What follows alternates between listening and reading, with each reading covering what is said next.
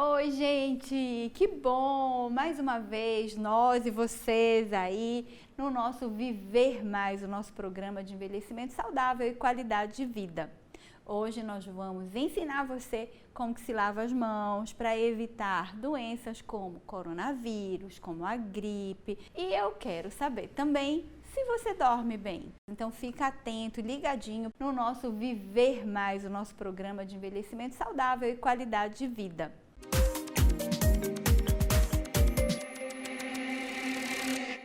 Para que contar o tempo, se a gente pode contar as conquistas e os amores? Envelhecer não é tabu, é dizer sim para a vida e o que há de acontecer.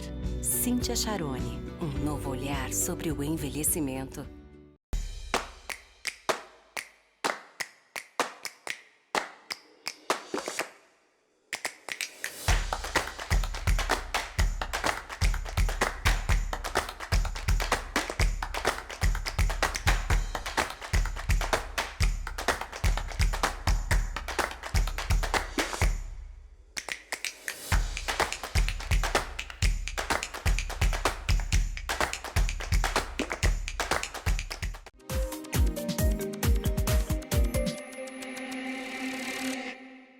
Hoje a gente vai começar o programa ensinando você a lavar as mãos. Vamos assistir então Fica a Dica com Mary Muniz para lavar as mãos. Oi pessoal, sejam bem-vindos ao banheiro. E é aqui que eu vou dar a dica de hoje.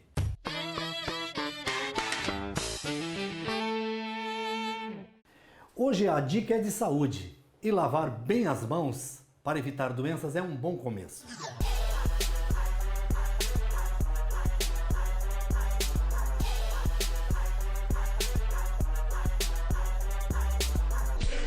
Eu estou dando essa dica porque muita gente pensa que lavar as mãos é só jogar um pouco de água embaixo da torneira e desse jeito as bactérias vão ficar só rindo de você. Por isso você deve saber e ensinar as crianças a lavar as mãos corretamente. E eu vou mostrar agora para vocês em diversas etapas. Comece tirando os anéis ou aliança e aí então comece esfregando bem as palmas das mãos. Depois o dorso das mãos, o espaço entre os dedos, os polegares, as articulações, as unhas e as extremidades dos dedos. Se possível, levar essa lavagem até os punhos também. Agora sim, eu estou de mãos limpas e com mais saúde. E aí, gostou? Então, fica a dica.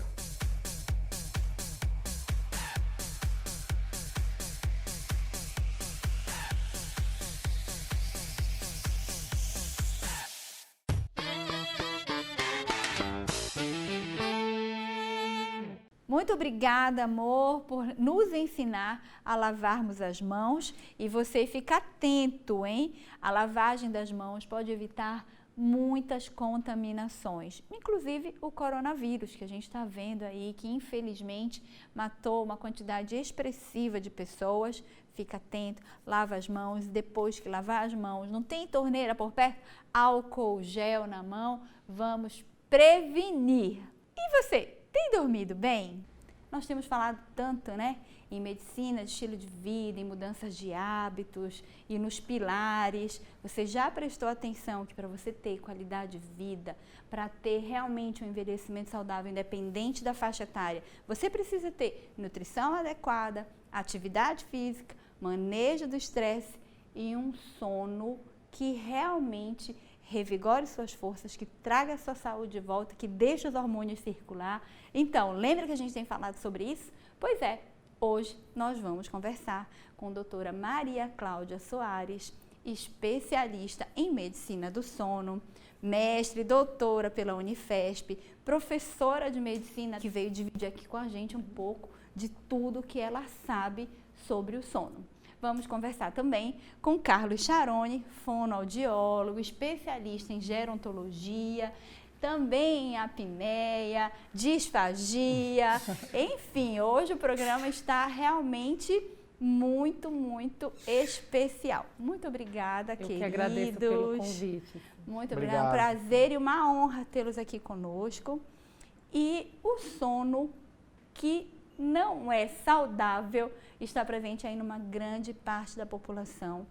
E, infelizmente, pode ocasionar muitas doenças, certo, Cláudia? Certo, Cíntia. Bom, realmente a prevalência de queixas de sono na população é muito alta. Cerca de 80% a 90% da população em estudos tem alguma queixa relacionada ao sono, que não necessariamente tem uma doença, mas alguma queixa tem. Nossa, é um número bem expressivo, É muito né? expressivo. Falando-se em doenças, talvez assim as duas... Nós temos uma classificação dos distúrbios do sono com cerca de mais de 100 doenças classificadas e descritas e que, portanto, merecem investigação e diagnóstico. Mas dentre essas, as que são mais conhecidas são a apneia do sono e a insônia. E a prevalência dessas duas patologias realmente é muito grande. Cerca de 33% de prevalência. 1 em cada 3 adultos tem uma dessas duas patologias quando não tem as duas juntas, né? Sim. Então é realmente muito prevalente. Mas você falou até na prevalência de adultos, mas isso também pode acontecer na infância e adolescência. Sim, sim, na infância e adolescência também. E é tão, na verdade, eu acredito até que na infância e adolescência é tão prejudicial ou mais do que na fase adulta, né, doutora? Porque é quando circulam os hormônios, é isso? Sim. Na verdade, em qualquer fase da vida é importante a gente ter essa regulação hormonal, a regulação, toda a nossa regulação neurobioquímica, de liberação de hormônios, de neurotransmissores, depende de um sono adequado. Porém, não sei se você já ouviu falar dessa questão dos 1000 dias, os primeiros 1000 dias da criança, né? Que engloba a gestação e os 2 primeiros anos de vida. Eles são essenciais para o crescimento e desenvolvimento daquele indivíduo. Então, o sono é fundamental nessa fase. E por que a criança, ela nasce dormindo tanto? Por que uma criança dorme, recém-nascido, dorme 16, 18 horas? Ora, se ele dorme 16, 18 horas, é porque no mínimo é importante. Sim. Né? No mínimo é importante. Porque a maturação cerebral, o desenvolvimento físico, muscular, ósseo, todo o desenvolvimento da criança depende daquele sono, né? Então, quando a criança tem algum distúrbio do sono, ou às vezes a criança não tem um distúrbio do sono, mas às vezes ela tem fatores externos, hábitos inadequados, que levam a uma má qualidade de sono, essa criança vai sofrer. Uma consequência, né? Que futuramente pode Com ser, certeza. inclusive, bem grave, né? E tem as patologias típicas da infância, tem terror noturno, o sonambulismo, tem a insônia de associação, aquela insônia da chupeta, sabe? Do peito. Ah, só dorme por chupeta, só dorme por peito. Isso você criou um hábito, um comportamento, e aí a criança só vai retomar o sono se tiver aquilo que ela se apegou, que é o peito, a mamadeira, a chupeta, o embalar. Então tem uma série de distúrbios também. Mas tem uma questão, Cíntia, primordial na infância, que a gente vê crescendo absurdamente e que a Organização Mundial de Saúde está em alerta, a Academia Americana está em alerta e a Sociedade Brasileira de Pediatria, inclusive, lançou um manual agora, no final do ano de 2019, que é o uso de telas. O uso nas séries históricas, né? Então, se você for acompanhando as pesquisas, a gente vê um boom do crescimento de uso de telas, principalmente smartphone. Exatamente. Né? Então, eu tenho no Congresso Brasileiro de Sono, tem uma grande neuropediatra também, a doutora Rosa Hassan, especialista em sono, e ela fala assim, eu era feliz quando eu tinha que gerenciar o uso de televisão para as crianças. Mal sabia eu naquela época o que viria depois, né? Porque gerenciar o uso de smartphone, quando uma família toda está inserida no uso de smartphone, é muito complicado, né? Inclusive, doutora, a gente faz campanha direto aqui no nosso programa contra o uso do celular. Ou não é nem não usar o celular, mas usar com moderação. Sim, a tecnologia é benéfica, Lógico. mas o que acontece, as telas, elas emitem um comprimento de onda, que é o comprimento de onda da luz azul, que é muito semelhante da luz solar. Então, quando essa luz entra pelos nossos olhos e entra lá no nosso núcleo supraquiasmático, responsável pela liberação dos hormônios indutores do sono, ele interpreta que é dia. Lá fora é noite. Mas o teu cérebro está entendendo que é dia. Você gera uma desincronização.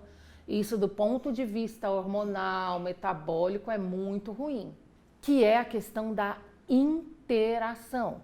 Nós não tínhamos interação quando a gente assistia novela, filme. Sim, Não as tinha. redes sociais hoje, né? E as redes sociais, você sabe que a sua rede social, você acha que não, mas ela é personalizada para você. Existe todo um programa por trás que está de olho nos seus likes, nos seus cliques, aonde você vai e que vai jogando conteúdo de acordo com aquilo que você gosta. Então vai te estimulando prendendo. mais ainda a ficar E aí no o que celular. acontece? Você fica buscando o tempo todo a satisfação. Existe a liberação, né, da dopamina, que é aquilo que te dá prazer, aquela sensação de bem-estar.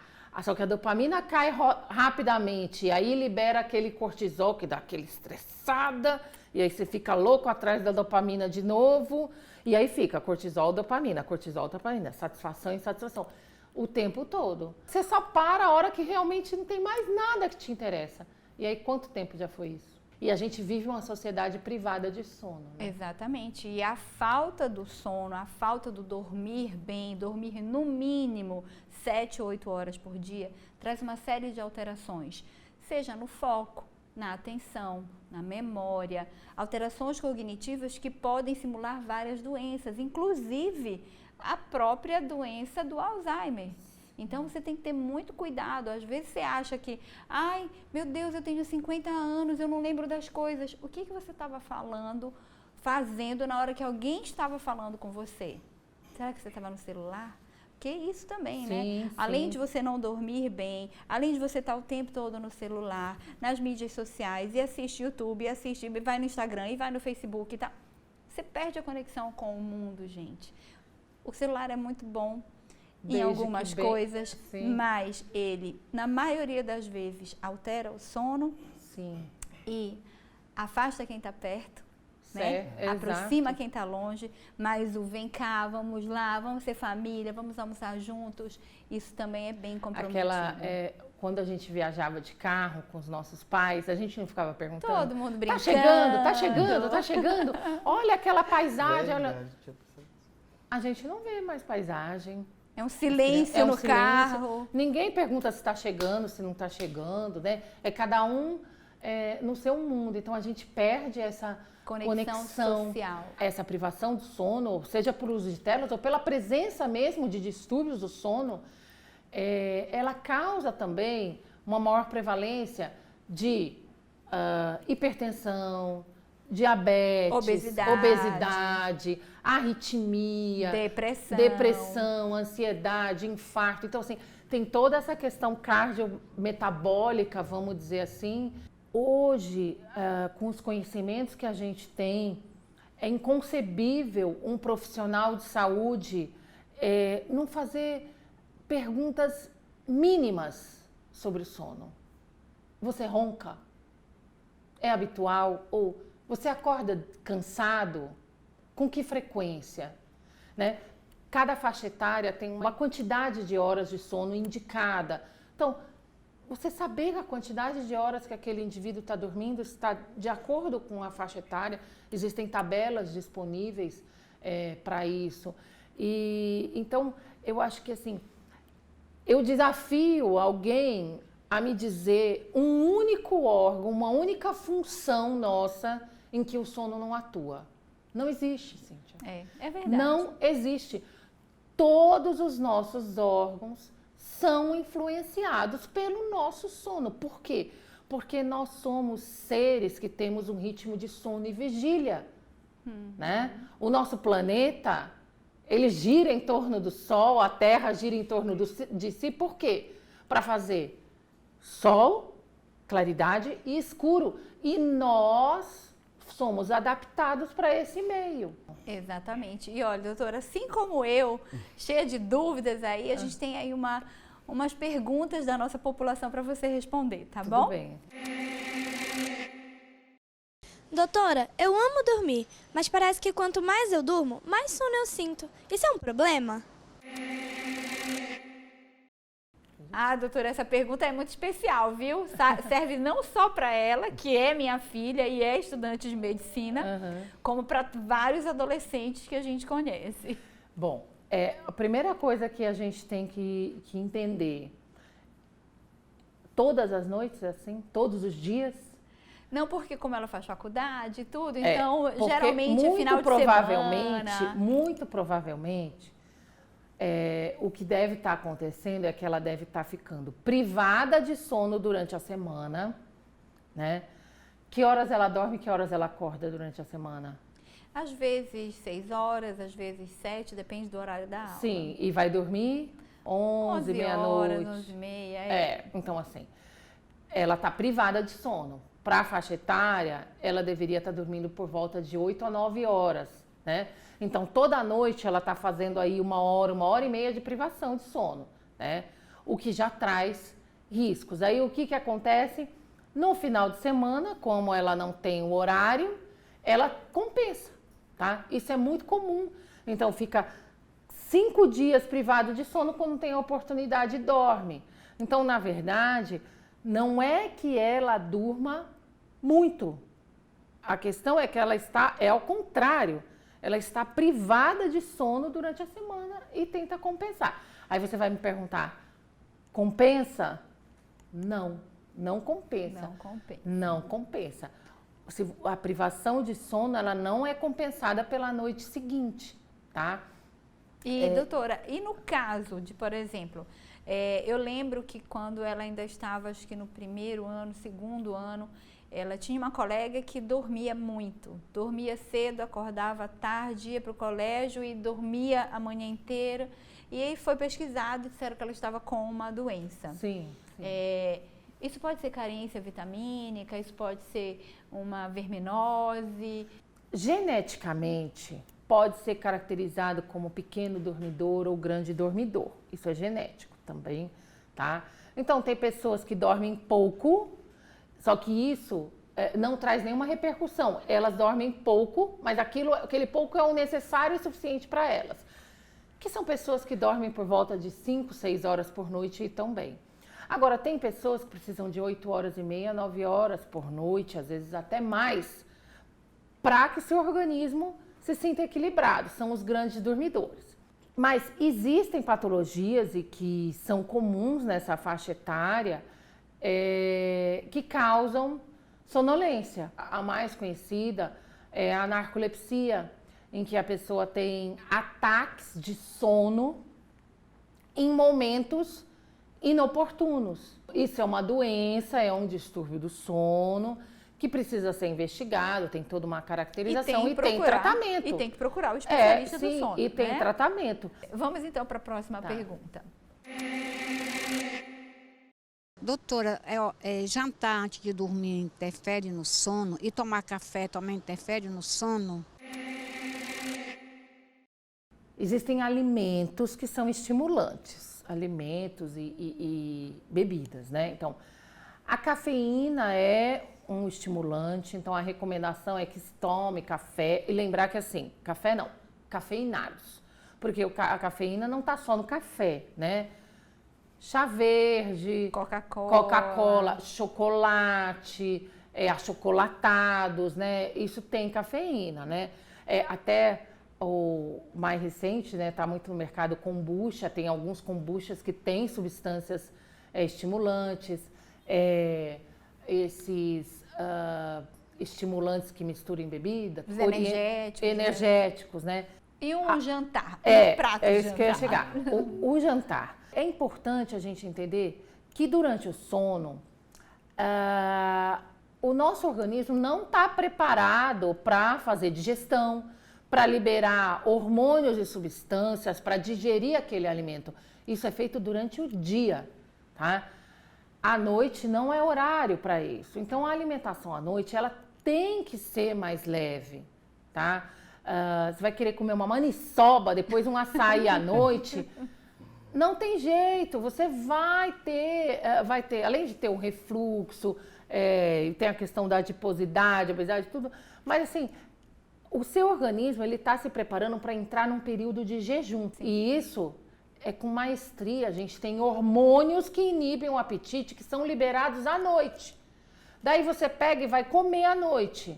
Aí o teu organismo vai entender assim, o seu cérebro, caramba, mas a informação não é que está anoitecendo, não é para eu liberar hormônio para inibir o apetite? Por que essa criatura está comendo desse jeito e aí eu vou ter que liberar um monte de substância para digerir? Isso eu já fiz lá no almoço. Então, será que é dia, não é noite? Então, deixa eu liberar substâncias relacionadas à digestão disso e ao dia. Então, você cria uma confusão. Você tem que dar pistas para o seu cérebro de que está anoitecendo. Sim. Né? Então, vamos à última pergunta, doutora. Doutora, durmo à noite, mas fico me espantando. Isso é um problema? O espantando deve ser se sufocando a noite toda, né? Muito provavelmente essa pessoa deve roncar e ter eventos de apneia do sono, que é quando você tem a interrupção, né? A parada da passagem do ar pela via aérea até chegar no pulmão, né? Então, isso realmente quando o indivíduo diz que dorme e fica se sufocando, é obrigatório a investigação da apneia do sono. E por que é importante a gente investigar? Porque a apneia do sono tem um leque de repercussões, tanto diurnas quanto noturnas. Então, assim, muito provavelmente, se a gente conversar sobre como é o dia dessa pessoa, ela deve acordar com dor de cabeça, deve se sentir cansada, deve produzir mal-humorada, deve ter uma dificuldade para produzir no trabalho, foco, deve ter dificuldade de atenção, concentração, raciocínio lógico, deve ter sonolência no volante, que é um outro risco importante. Aliás, é um problema crônico de caminhoneiros, de pilotos de avião, enfim. Essa pessoa também, muito provavelmente, se não tem, vai desenvolver doenças cardiometabólicas, né? Obesidade, hipertensão, diabetes, arritmia, maior tendência para derrame, para resistência à insulina, enfim, e por aí vai. Os indivíduos que têm essas interrupções constantes de sono, eles depositam no nosso cérebro uma substância muito semelhante ao que, ou é a mesma, na verdade, é encontrada no paciente que tem demência, que tem Alzheimer. Então, esse indivíduo tem maior tendência a desenvolver Alzheimer. E não só isso. Esse paciente tem uma expectativa de vida, ou seja, diminuída. Em média, ele tem uma mortalidade mais precoce. Ele morre 6 anos antes do que um indivíduo que não tem. Pois é, gente, e uma coisa que é muito importante que todos saibam, quem mora sozinho, quem é viúvo, viúva, independente da faixa etária, muitas vezes não sabe que ronca, então fica atento. Procura gravar a sua noite de sono, procura ver se você tem roncado, se não tem quem por acaso chegue para você e diga, olha, você está roncando, vai procurar tratamento, vai procurar uma pessoa especialista em ronco. Ponha seu celular para gravar a sua noite de sono, porque é isso que a doutora está falando. Muitas vezes o ronco vem associado à apneia. A apneia pode ter morte súbita, você pode ter um derrame. Então, vamos prevenir. Nós tivemos um ciclo de palestras e muitas pessoas nem sabiam que tinha tratamento. Muitas pessoas não sabiam que tinham ronco. E o número de pessoas que roncam é gigantesco. 60% a 70%. E aí o que acontece? Principalmente depois dos 60 anos e os obesos. Exato, aí a prevalência aumenta muitíssimo. E aí o que acontece? Como é muito comum, Às vezes as pessoas acham normal roncar. É normal. Eu chego no meu consultório comigo por uma outra queixa de sono. Aí eu pergunto, ronca? Ah, ronco. Sabe? Ainda falta, apesar de toda nossos estudos e os nossos programas educacionais, divulgação de conhecimento, ainda falta chegar aos profissionais de saúde e à população de que roncar não é normal. Roncar é a ponta de um iceberg, de uma série de outras patologias que estão ali por trás. Você, Carlos, inclusive, deve estar recebendo muita gente, né, no consultório. A equipe de fonoaudiologia deve estar recebendo muita gente com essa queixa de sono, ou eles já sabem o que é a apneia.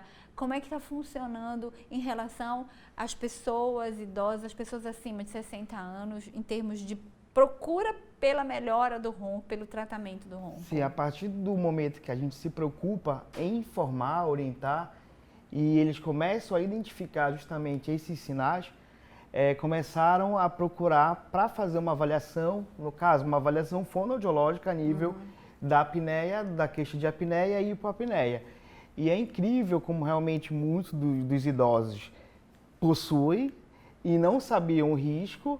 E a partir do momento que a gente faz a intervenção, que o fonoaudiólogo, ele entra na parte miofuncional. Então, a gente trabalha nas estruturas musculares.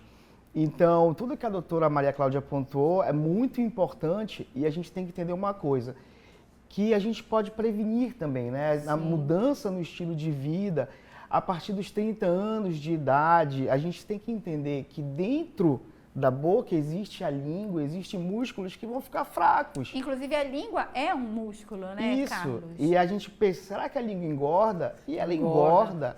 E se a língua engorda, ela perde força.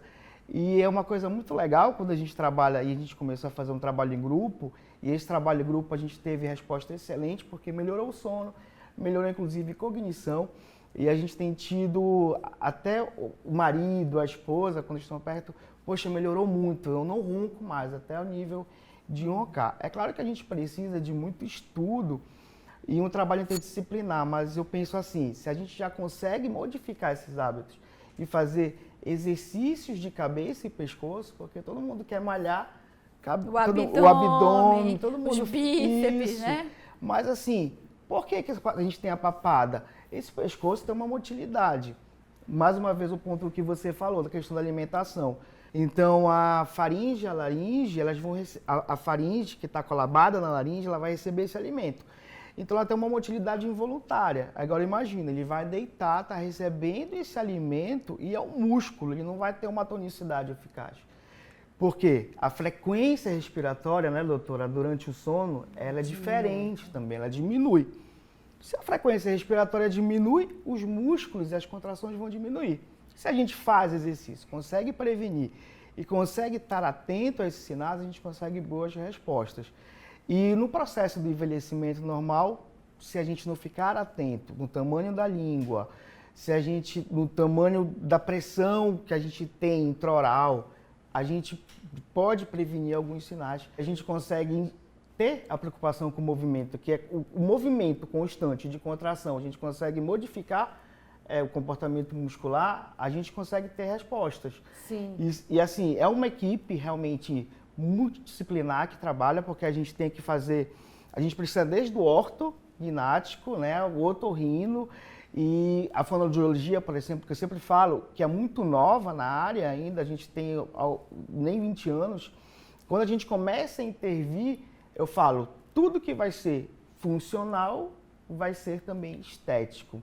Então acaba que agrega muito, porque você está preparando o seu organismo através do movimento. Ou seja, tudo isso que a gente está falando pode ser prevenido, né? Através de um dia cheio de coisas que podem ser feitas, como por exemplo, uma boa alimentação, uma atividade física, você trabalhar, você ter hora para acordar, hora para se alimentar, hora para dormir, fazer atividade física, fazer esporte.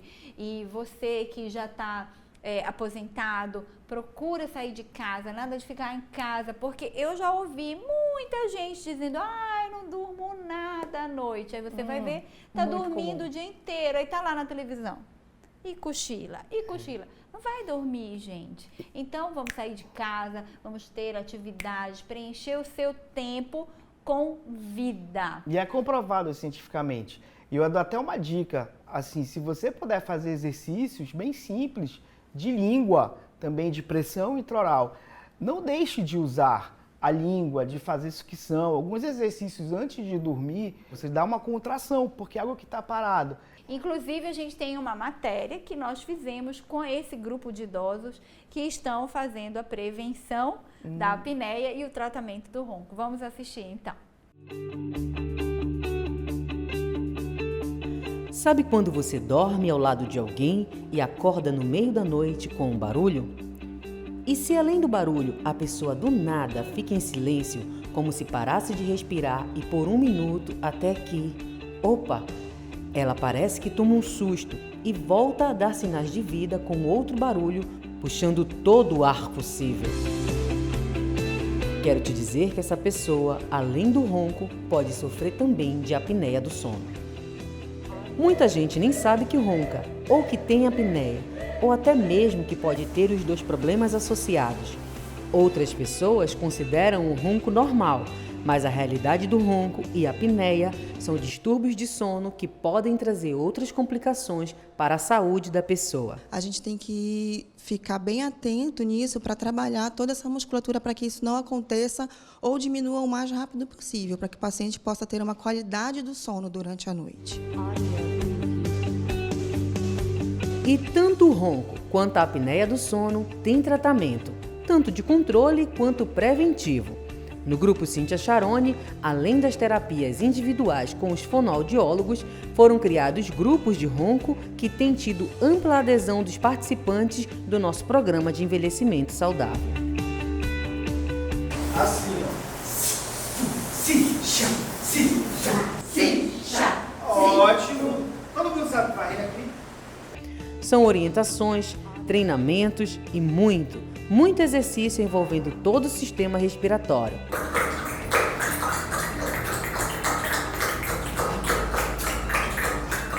Língua, lábios, bochechas e faringe, com que faz que quando o indivíduo está dormindo, essa musculatura tende a relaxar e o fluxo de ar faz com que eles vibrem, ocasionando o ruído do ronco. E nessas estratégias de combate a esses distúrbios, nossos participantes perdem a timidez e mostram que todo esforço é válido por uma boa noite de sono.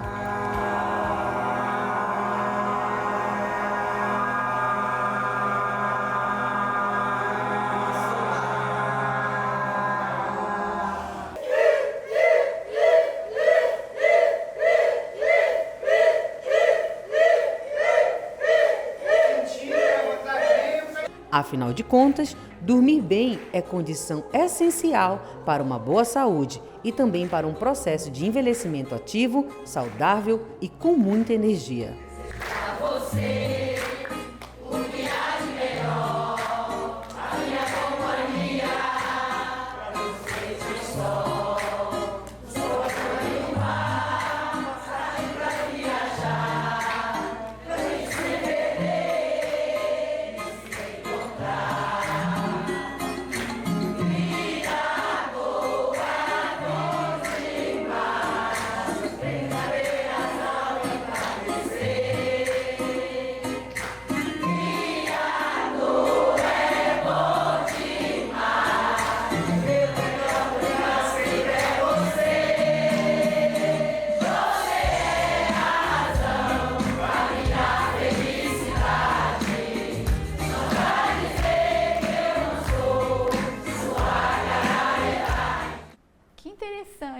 O que são esses exercícios? O que é isso que você estava fazendo? É o grupo que a gente tem o maior orgulho, que é o grupo de apneia e ronco. Então, pacientes que têm queixa de ronco, que já possuem o sinal de apneia após avaliação, a gente faz um trabalho com eles miofuncional. E não é só esses pacientes que possuem queixa, a gente já faz o trabalho de prevenção também. que a gente fala que é estético e funcional para eles. Então, por isso que a turma é assim, é muito cheia em todas as unidades, porque eles fazem exercícios de pressão intraoral, de língua. O que é muito engraçado, que a gente sempre fala e relata quando a gente vai conversar sobre os casos clínicos, é no início.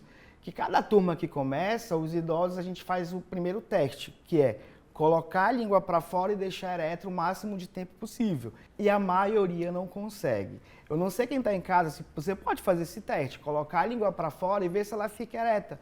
Se não ficar, se você não conseguir ou tremer, é porque ela está gordinha, está sem força. E aí, no final, durante o tempo que eles fazem esse trabalho em grupo, eles já apresentam uma melhora. Aí eles chegam no corredor, eles já fazem, olha, a minha língua está ereta, ela está forte. E começa a modificar muito a vida deles também. Pois é. E, doutora, tem outro tipo de tratamento? O tratamento é sempre individualizado. A cirurgia é indicada quando é observada uma alteração anatômica que pode ser corrigida cirurgicamente. Se não houver essa alteração, você não vai indicar a cirurgia, ok? Portanto, a cirurgia ela pode ser indicada em qualquer grau de apneia, só que vai depender se ela vai ter um intuito curativo ou paliativo, porque muitas vezes a gente faz uma cirurgia para facilitar uma outra modalidade terapêutica que vem para alcançar um sucesso maior. Então, o tratamento padrão ouro, tá? É o uso do CPAP. É um aparelho que coloca no nariz, né? E tem uma caixinha, liga numa traqueia, ele joga pressão positiva, não é oxigênio que ele joga pressão positiva. Então, cada vez que a sua faringe vai fechar, ele abre. Muitas vezes tem paciente que tem desvio de septo. Tem uma apneia grave e tem desvio de septo. A gente já sabe que a correção daquele desvio de septo não vai tratar a apneia grave, mas vai ajudar a usar o CPAP. Pois é. E aí, gente, você tá vendo, né, a importância de dormir bem, de todas essas coisas que podem alterar um bom sono, a higiene do sono. E quem realmente já fez tudo isso, já se preveniu, já foi no otorrino, já está fazendo tratamento com fono, não tem indicação de cirurgia, precisa tomar medicamento para insônia, já toma chá todos os dias para dormir, né? Todo mundo diz, toma um chazinho de camomila que você vai dormir. Isso pode ajudar, né? Mas existem pessoas que têm que entrar com medicamento, sim, certo, doutora? Sim. Então, falando um pouco de insônia. Sim, existem, desde que diagnosticada realmente a insônia, porque a insônia tem critérios clínicos também para ser diagnosticada, não é assim, não durmo bem, tenho insônia, né? A gente tem alguns critérios clínicos. Preenchidos esses critérios clínicos, qual é o primeiro passo? Fundamental, higiene do sono. É o primeiro passo. Fizemos a higiene do sono, ok, mas realmente a gente tem um arsenal farmacológico importante que a gente pode lançar mão, tá? Mas antes dele, mais importante do que ele, é o arsenal não farmacológico, que é o quê? Qual é, assim como o CPAP é o tratamento padrão ouro para a apneia do sono, qual que é o tratamento padrão ouro para insônia? É a terapia cognitivo-comportamental para a insônia, tá? Então, assim, é mudar hábito, é mudar pensamento, é mudar associações. Isso medicamento nenhum vai fazer, Cíntia. Nenhum medicamento vai mudar aquela angústia que te dá quando você entra no seu quarto e você deita e fala, mais uma noite que eu não vou dormir. Pronto, aí já acabou com a noite. Já acabou com a noite, porque o seu pensamento já determinou o que é para ser feito. Só que realmente é difícil, mas existe a terapia cognitivo-comportamental para insônia, né? Dentro da formação dos profissionais de saúde e insônia, que tratam com sono, existe dentro da Associação Brasileira do Sono o Departamento de Psicologia do Sono. Existe essa capacitação, né? É recente, mas já existe. E ela é uma arma poderosíssima para tratar a insônia. O profissional de saúde que está tratando insônia, ele precisa ter um acompanhamento de um colega, um acompanhamento interdisciplinar de um psicólogo que faça a TCCI, a terapia cognitivo-comportamental para insônia. Agora, a gente pode associar medicamentos, só que o medicamento ele tem a nossa ideia é dia para começar e dia para acabar. Não é medicamento para sempre. Para sempre. E alguns medicamentos que classicamente são usados para melhorar o sono, muitas vezes eles pioram o sono. A classe dos benzodiazepínicos, por exemplo, né? Não que eles não sejam usados, eles podem ser usados. Existem casos em que eles são essenciais, né? Os psiquiatras, casos de ansiedade, pânico, mas assim, com dia e hora para acabar. Pois né? é, gente, com dia e hora para acabar. E como a doutora falou, antes de entrar em qualquer medicamento, você tem várias outras possibilidades. Tem a terapia comportamental com os psicólogos, você pode fazer meditação, você deve fazer atividade física, você deve procurar também uma atividade religiosa, alguma coisa que você consiga ter um propósito de vida, ter ações que levem você ao cansaço físico, mas principalmente ao preenchimento emocional. Bem, gente, o nosso papo tá muito bom, mas infelizmente a gente já precisa terminar aqui. E eu sei que tem muita gente interessada em muito mais problemas do sono. E a doutora tá aí numa semana linda que começou ontem, né? Sim. Dia 13 de março, que vai até o dia 19. Conta um pouquinho pra gente como que vai ser. É nacional, é uma campanha nacional, né? E nós iniciamos ontem uma campanha nacional da Associação Brasileira de Sono, que é a Semana do Sono 2020, esse ano aqui com o tema, olha, de sono e sonhos melhores para um mundo melhor, né? É uma campanha que ocorre no Brasil todo, em várias cidades do Brasil. Então, tem o site lá, www.semanadossono.com.br. Você pode acompanhar a programação do Brasil todo. E tem lá a programação de Belém, tá? Nós vamos estar hoje e amanhã no shopping, ali na Avenida Centenário, fazendo uma ação pública educativa. Você abre toda a via aérea, você diminui o risco cardiovascular, compensa a pressão. Também com teatro educativo para as crianças, relacionados à qualidade de sono. Durante a semana, a gente também vai estar nas escolas, conversando com as crianças. E ontem a gente fez uma palestra para profissionais de saúde, para a gente discutir essa interface do sono com todo o nosso sistema que nos rege. Pois é, gente, olha que coisa boa, né? Então, nós estamos aqui agradecendo a presença da Maria Cláudia Soares, doutora Maria Cláudia Soares, do Carlos Charoni Júnior. Muito obrigada. Foi maravilhoso. Obrigada. E a gente tem assunto aí para muito mais, hein? Com certeza vocês devem voltar, por favor. E a gente agradece e pede que você procure um especialista, procura um médico otorrino, especialista em medicina do sono. Se você não está tendo uma vida tão agradável, se você acha que, poxa, eu não consigo dormir, já fiz tudo, faça uns cuidadinhos, desliga a televisão, evita o barulho, fecha as cortinas, apaga a luz, deixa a tua luzinha lá. Se você tem mais de 60 anos, 70, se tem dificuldade de caminhar no escuro, deixa a sua luzinha bem lá no cantinho para evitar que você caia. Não coma muito, evite tomar café, enfim, todas essas coisas que a doutora Cláudia ensinou pra gente hoje, porque muito mais importante do que simplesmente acrescentar dias às nossas vidas é acrescentar muita vida. Vida dormindo bem, vida com alegria, vida sempre saudável. Fiquem todos com Deus e até o próximo Viver Mais.